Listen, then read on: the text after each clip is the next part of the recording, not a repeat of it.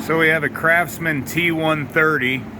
It's in here for a tune-up. I'm going to show you how to easily tune up, service, grease, lubricate, and check out all the things that you need to check out on this thing. So first thing I usually do before I order any parts is make sure that I'm not going to need anything more than just a standard tune-up part. So if you go around the edge here, crankcase gasket, sump gasket is what I usually look at first. Just this line all the way around the engine here. Make sure that there's no seepage coming from it. Here around the head gasket, which is right in between here, you're going to want to make sure you don't see any oil or anything leaking from that, and that's all the way around, under and then on the other side also. And then your valve cover gasket here. So if there's oil underneath or all around there, then that'll tell you that that's leaking also. So from both sides there, you just want to make sure that you check that out. Make sure that there's no seeping or oil present of any sort there. I don't really see anything here at all on any of it. Nothing around the exhaust either that will tell you had an exhaust gasket leak.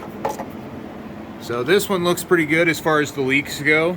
I've got all the parts here to tune it up, so I'll show you how to get that done. As far as the oil goes, we usually use a top extractor, something like this here. But on this one, for a homeowner, it doesn't have a real easy way to drain the oil. It's got just a plug here on the side. So if you get a piece of cardboard or anything up under that, is normally the easiest way to do this. Take a 12mm and just loosen that there. And you're still going to kind of make a mess, honestly. There's no great way to do this, but that will keep most of your oil normally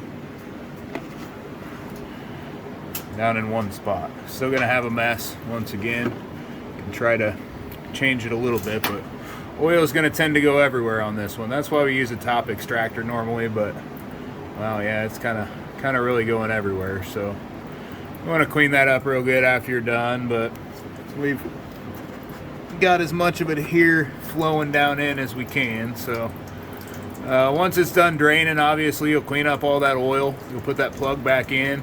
Just kind of a bad design, but what a lot of people do is they'll take a pipe here. It's a standard thread pipe. I'm not sure exactly what the thread is, but there's many a different quick change and things like that around. But if you bring that pipe straight out and thread it in, then next time you have a good way to drain this easily without making just a huge mess. So that's definitely something to keep in mind. You know, if you're going to keep the mower for a while, if you're not just doing service on it, you may want to add that feature. So you can go ahead and replace the spark plug right over here. That's we use a 491055T, the Briggs and Stratton on that. That'll be a 5/8 spark plug wrench.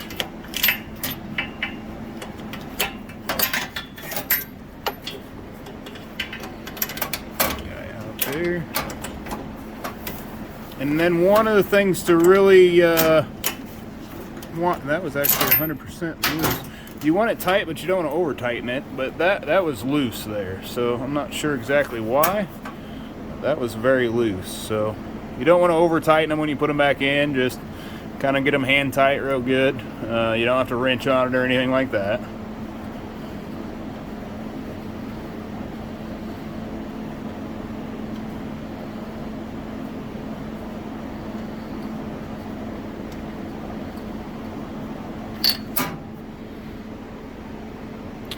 Doesn't look real clean, but it doesn't really look horrible either, so we'll get that here.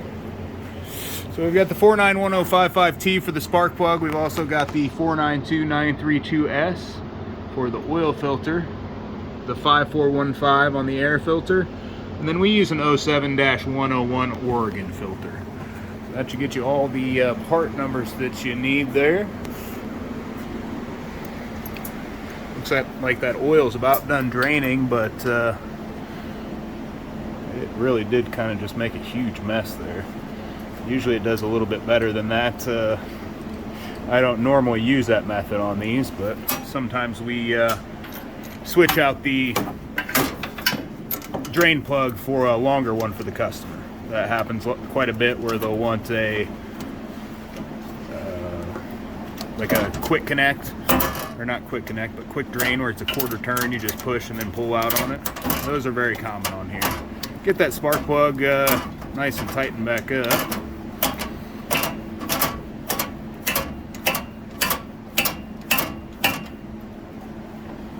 And again, don't over tighten it. Put your boot back on there. Perfect. We'll go ahead and plug that back up here in just a minute. On the other side, you got your oil filter.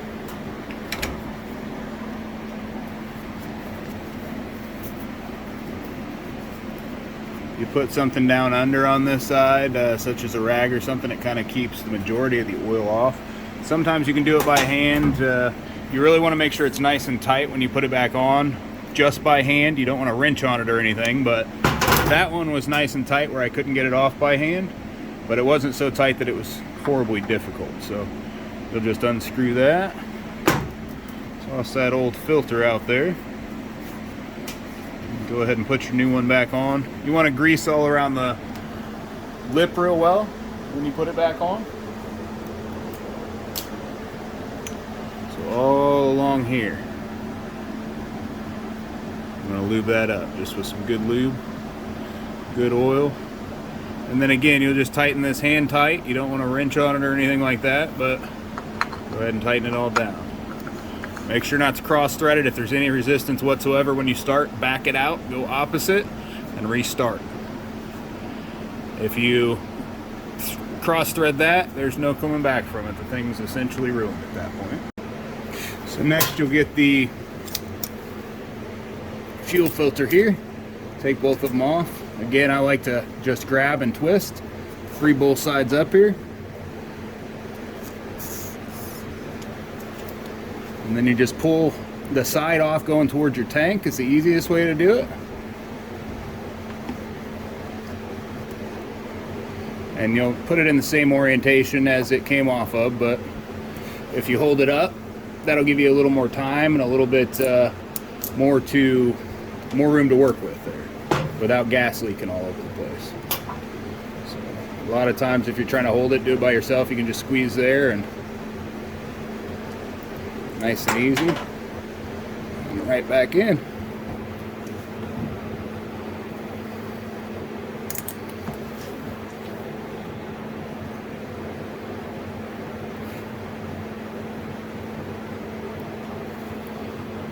Alright, so now that we've got the fuel filter done there, go ahead and do the air filter here. Just 2 knobs, pops right straight up and pops off. So this one doesn't look real bad, but that's the 5415 that we're using there. Briggs and Stratton. It'll come with the pre-filter, just like that one.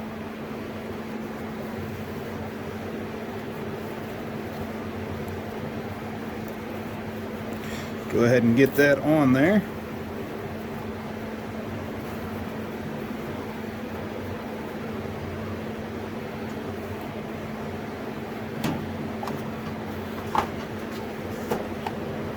Alright. It's real dirty in there. You want to make sure that you clean it out real good. This one wasn't too bad though. Alright. Just flip them back on both ways there. Now we're going to go ahead and throw a little bit of oil in the thing. It takes usually about 1.5 quarts. So we put our plug back in here. Add that oil. And again, these customers did not approve putting like a longer anything on it, so we didn't. But if you so choose, do that, absolutely. So it's not a bad thing whatsoever to have that for next time, so you don't obviously get oil all over the place. We've got that there.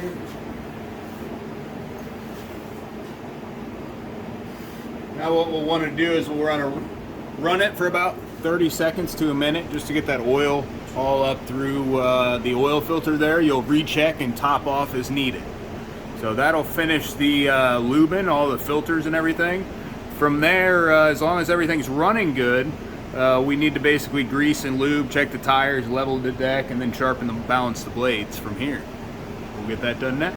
So I made kind of a big mess out of the oil when I drained it, and I believe that was because what I had kind of tipped back a little bit, and it actually allowed the oil to go up underneath. So try not to make that mistake. That is a pretty big mess there. I mean, it got everywhere, and then also got on the pulley, so it was kind of flinging everywhere. We will power wash it before we send it back to the customer, but just wanted to kind of point that out there.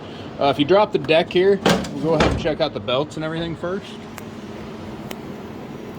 The belt's look in really good shape. I don't see any cracks or anything up and down them. Not too bad at all. You want to spin your idler pulleys. You shouldn't really get any noise. They should stop fairly quickly too. They shouldn't stay spinning for a real long time. That's a good one there. Same thing with your spindles here. Once you engage your deck. So you want to engage your deck just a little bit here, just about halfway. And while you're doing that, you'll turn and hold the spindle. So you can turn it about halfway because your belt's not tight yet. So you can pull it up and down, see if there's any play in it, and then also spin it and see how it sounds. Do not get your fingers in there if you're spinning it, you know, keep everything out of the way, but that's a nice, easy way to do it. If we're going to make sure that this guard here is in place. I see a lot of these where the keeper is not through the side there, and then the belt keeps flopping off. That or it's through the wrong hole.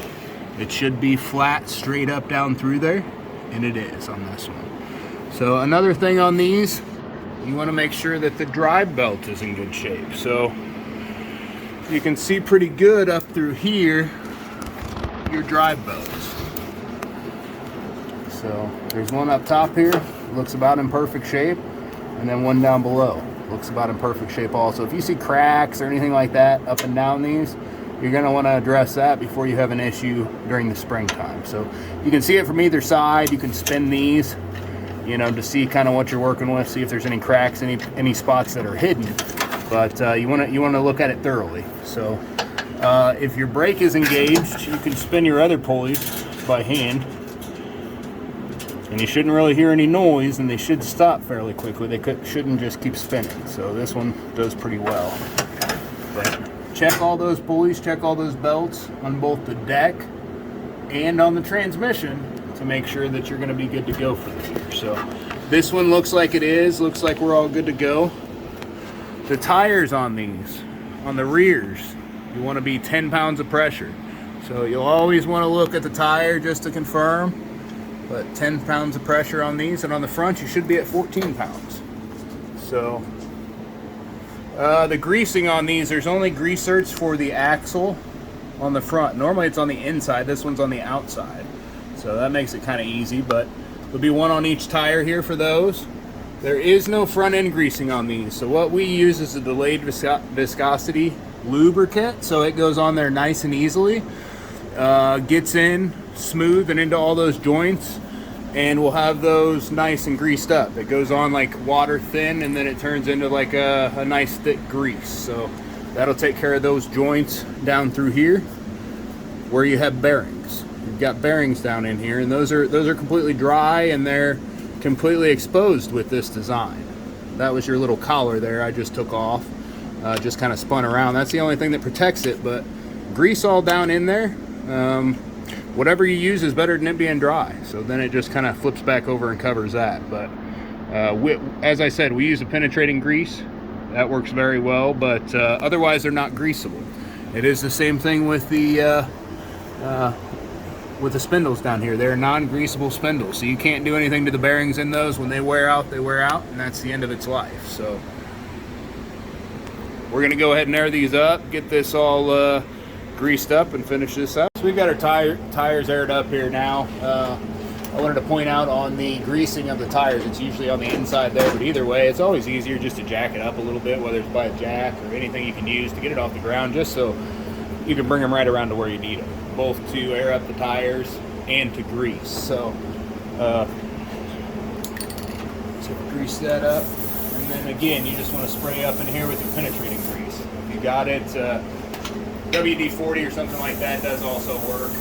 Again, something's better than nothing to keep that area up there lubricated. So get something on that. That's a very important area. Nothing else on this thing though, except for that front axle, is greasable. Everything else is non-greasable bearings. So from there, we'll go ahead and jack it up.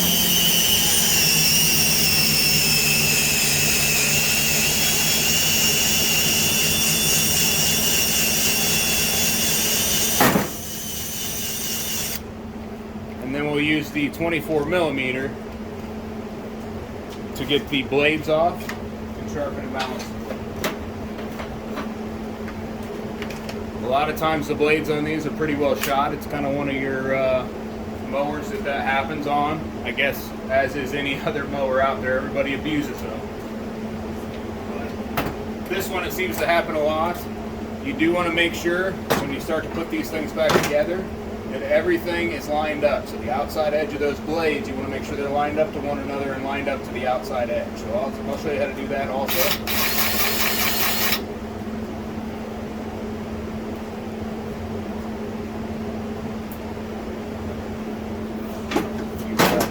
There.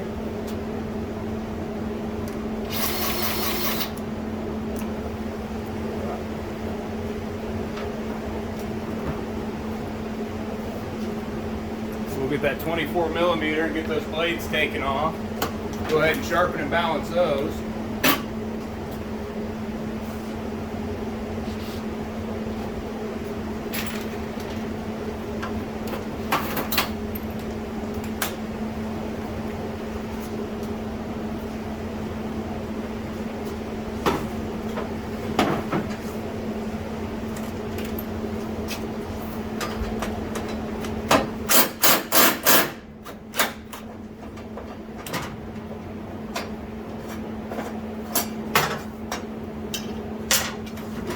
Doesn't look too terribly bad there.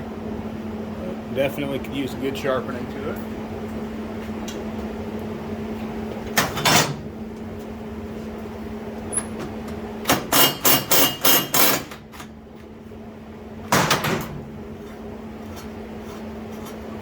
So since I didn't have this up high enough, it was kind of hard to get in here and get that started. Don't make that same mistake and try to impact it off. If you do, you can ruin the threads. I see people do it all the time that way. We're going to get these guys here sharpened up, get them put back on, and get the tune finished.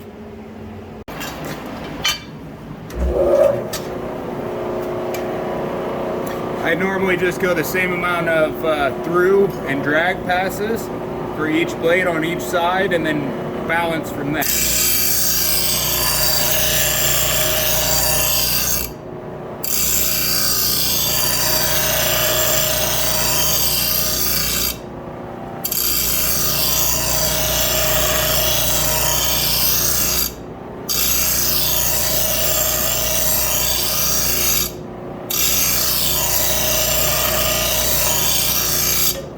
10 always seems to be a good number for me. Just gets them nice and sharp. You don't want them too sharp to where they'll ding any tiny piece of rock you hit. You don't want to stay in one spot on these either. You want to stay continuous.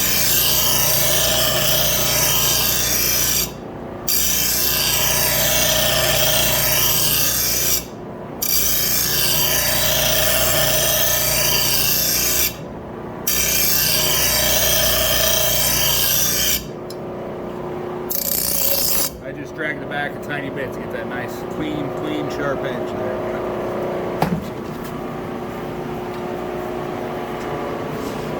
So once you've got it nice and sharpened up, throw it on the balancer there.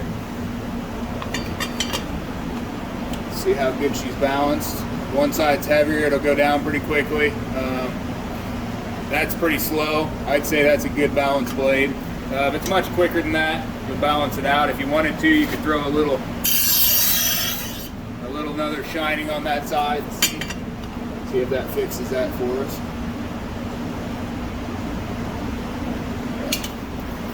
Nice and good.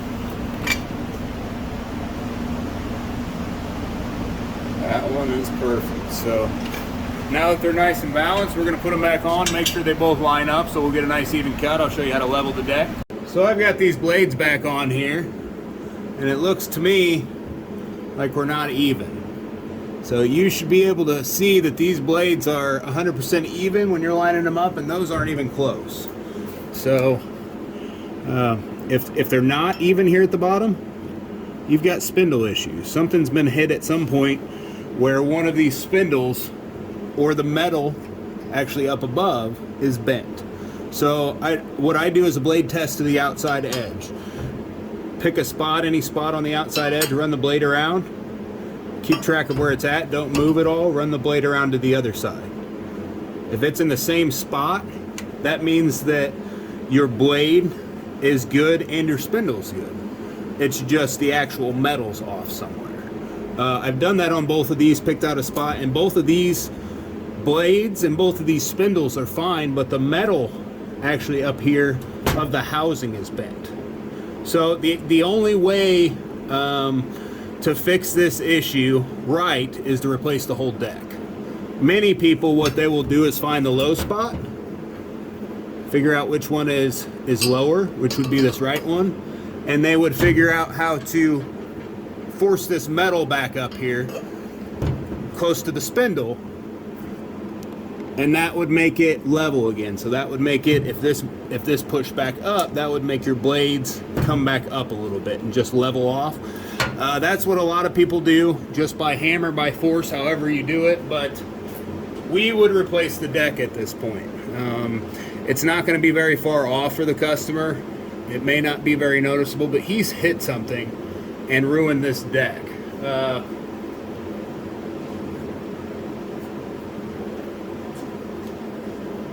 Let's see here. So yes, a lot of people will get this metal in here and actually manipulate it upwards. So with a big hammer or something like that. We're not going to do that in this case. We're going to call and talk to the customer. Should they tell us, you know, to see what we can do with something like that, we'll give it a shot. You know, a lot of times you can level them back out, manipulate the metal with a big hammer. But if you're not checking your blades to see if they line up, you're never going to know how it's going to mow until you get out there and mow. While you've got it up, while you've got it in the shop or wherever, check that before you send it back out. It could just be a bent blade, could be a bent spindle, but if you check it along the outside edge, pick a spot.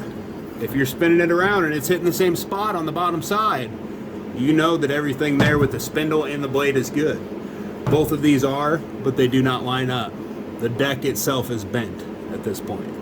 So, something to keep an eye on there. I'm going to go ahead and lower it down, and then I'll show you how to level it here. So I'm taking a look here, and I don't really see that this thing is going to need leveling, but I'll show you where we're going to do that if you're going to do it. So basically, from front to back, this way, the bolt right here at the top. So that's the one that's going to bring the front up. If you bring it back, it's going to bring the front down. So that's how you measure your front to back on this thing, is this one bolt right here. A lot of times what'll happen is it'll back off and it'll lower the front of the deck. This looks pretty good here in this instance. I don't think that's the case. But on the other side, if you look, there is a... So right here we've got a 1/2 inch and then a big nut. So if you unscrew this 1/2 inch here, that allows this whole side to move up and down. So that'll actually move up and down with this. So you can, if you loosen this, that nut would drop all the way down, but this deck would be sitting way down on this side. Right now it's kind of up all the way, and this thing is all level here. So everything's looking good there. I'm not seeing any issues with that whatsoever. So it does look like we got a piece of the brake assembly is out where it's not supposed to be, which is going to need addressed on this thing. Looks like it just needs to go probably back in the hole there for the actuator, but the spring may also be broken. But something you also want to look at on these things is that the springs spring back. That's a safety, you know. Sometimes if they don't spring back, I mean, the blade could keep spinning and somebody could get hurt. So there's a spring here that is broken here, so that's going to need addressed before it goes back out also. There's one on both sides. The other one works well. I did test that when I was on that side under there messing with the idlers. So, but this one is broken. So the rest of them here looks pretty good. We're gonna need to get that brake fixed. Other than that, the level is perfect. So if you for some reason this side was lower, you would just loosen this, raise it up, and then you tighten everything back down. You just turn this nut here left to right, and that'll raise or lower it while this 1/2 inch is loose, and that'll allow you to manipulate this side so your deck is on level. You want to make sure that the tires are aired up before doing this. If you don't, it's useless because a flat tire will render this all useless. So thanks for watching. Like and subscribe.